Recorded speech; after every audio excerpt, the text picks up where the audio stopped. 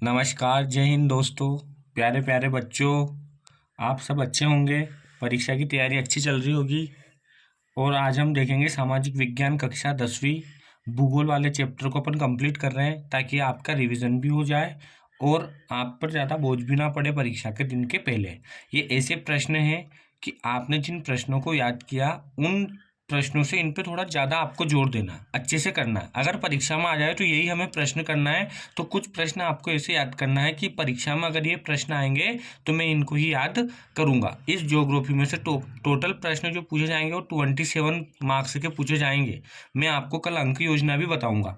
तो इसमें पहला प्रश्न बन रहा, सतत पोषणीय विकास किसे कहते हैं। सतत मतलब हमेशा चलने वाला विकास। तो ज्योग्राफी की भाषा में अगर हम लिखेंगे तो सतत पोषणीय विकास का अर्थ है कि विकास पर्यावरण को बिना नुकसान पहुंचाए हो और वर्तमान विकास की प्रक्रिया भविष्य की पीढ़ियों की आवश्यकता की अवहेलना ना करे। मतलब इसका कहने का मतलब ये है कि संसाधनों का इस प्रकार उपयोग करना कि आने वाली भविष्य में आने वाली पीढ़ियां भी उनका उपयोग कर सके। संसाधनों का इस प्रकार उपयोग करना कि आने वाली पीढ़ियां भी उनका उपयोग कर सके, उसे ही सतत पोषणीय विकास कहते हैं। और एक बात बता दी, पर्यावरण को बिना नुकसान पहुंचाए, मतलब उसमें पर्यावरण को हमको ज़्यादा नुकसान नहीं पहुंचाना है।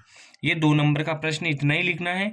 दूसरा है भूमि निम्नीकरण के 2 कारण लिखिए। भूमि निम्नीकरण का मतलब है भूमि अपरदन, भूमि में हाथ से होना, उसकी जो उत्पादन क्षमता है उसमें कमी होना। जैसे खनन है, मान लो हमने गड्ढा खोदा, उसको खुला छोड़ दिया तो आसपास की मिट्टी हवा में उड़ के और गड्ढे में जाएगी, तो इसे कहा जाता है भूमि का निम्नीकरण। पशुचारण, पशु को अपन खुले में चराते हैं वर्षा काल के दौरान, तो उनके पाँव से वो मिट्टी ढीली हो जाती है और पानी के साथ बह जाती है, तो उसे हम कहते हैं भूमि का निम्नीकरण। हम पेड़ पौधों को काटते हैं, पेड़ की जड़ें क्या करती है, मिट्टी को बांध कर रखती है अपने अंदर, और हम पेड़ पौधों को काट देते हैं, तो उससे भी भूमि का निम्नीकरण होता है। निम्नीकरण मतलब उसकी उत्पादकता कम होना, उसकी मिट्टी में हाथ से होना, उसका अपरदन होना। तो भूमि निम्नीकरण के 2 कारण लिखिए। भूमि निम्नीकरण के 2 कारण, अति पशुचारण के कारण भूमि का निम्नीकरण होता है। बिल्कुल, अति पशुचारण मतलब बहुत ज्यादा पशुओं को खुले में चराना, तो उनके पाँव से मिट्टी उगड़ेगी। दूसरा है वनोन्मूलन। वनोन्मूलन का मतलब होता है वनों की कटाई।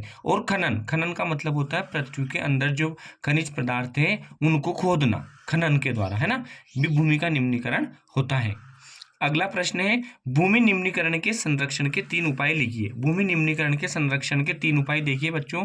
भूमि निम्नीकरण के 3 उपाय, भूमि पर अत्यधिक वनारोपण करना, मतलब अधिक से अधिक पेड़ पौधे लगाना चाहिए। अगर आपको वनारोपण नहीं आ रहा तो आप ये भी लिख सकते हो कि भूमि पर अधिक से अधिक पेड़ पौधे लगाना चाहिए।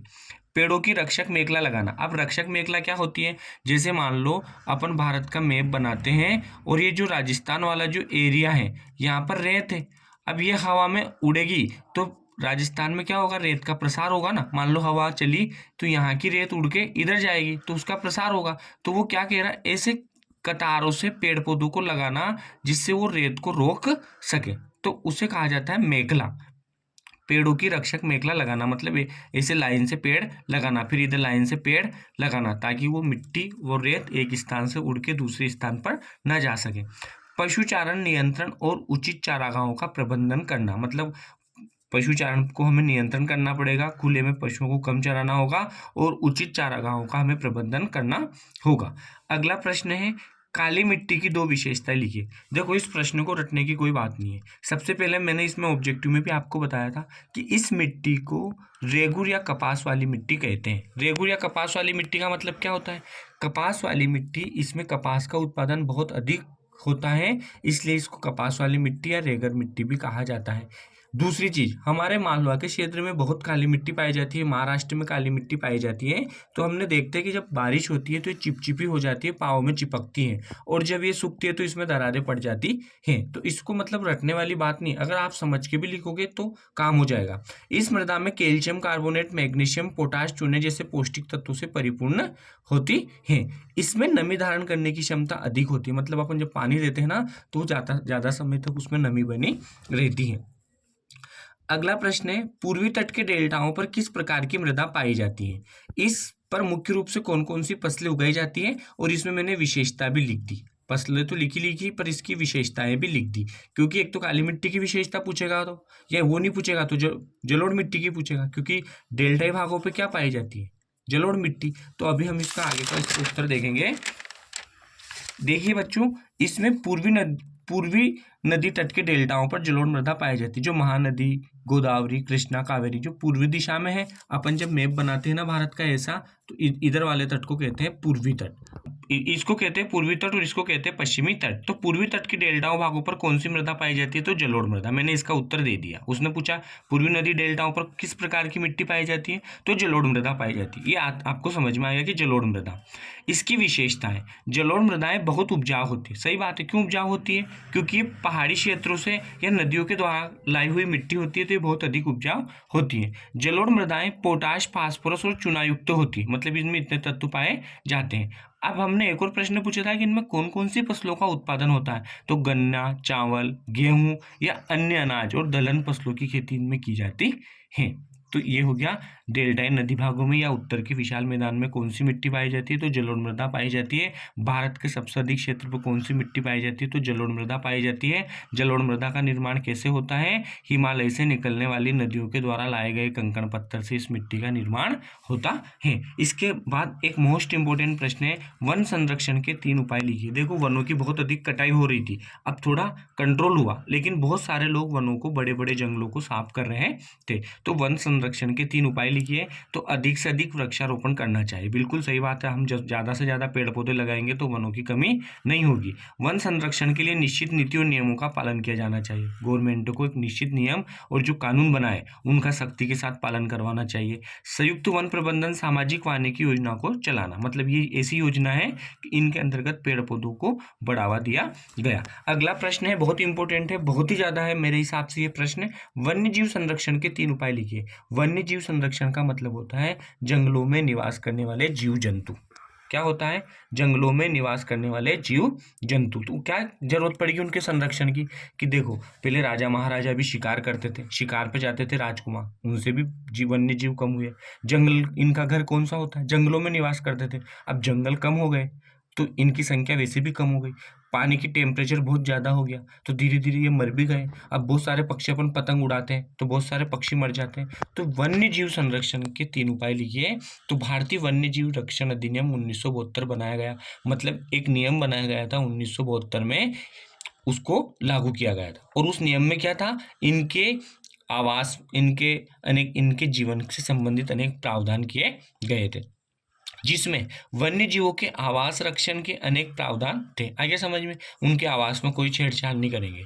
संकटग्रस्त जातियों के बचाव पर शिकार प्रतिबंध करना, मतलब संकटग्रस्त जातियां, अगर संकटग्रस्त जातियों का मतलब होता है कि यदि हमने इनके शिकार पर प्रतिबंध नहीं लगाया तो ये समाप्त हो जाएंगी। तो उनके शिकार पर पूरी तरह से क्या कर दिया?